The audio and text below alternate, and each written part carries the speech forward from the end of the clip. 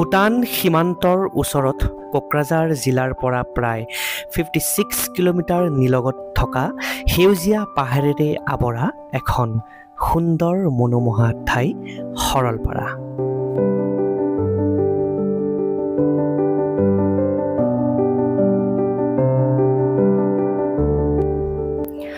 প্ৰাকৃতিক পৰিৱেশটোৰ সৈতে উপভোগ কৰিবলৈ লগতে পাহাৰৰ নিচেই কাষেৰে বৈ যোৱা সৰলভাঙ্গা নৈৰ শীতল পানীত গা ধুবলৈ অসমৰ বিভিন্ন প্ৰান্তৰ পৰা মানুহ আহে।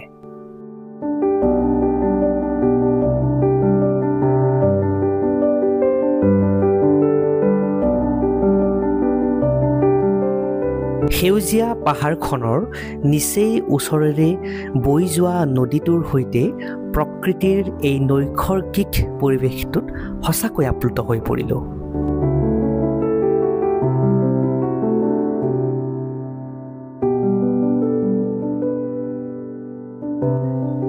এই আনন্দ ল'বলৈ আজি আমিও আহিলোঁ।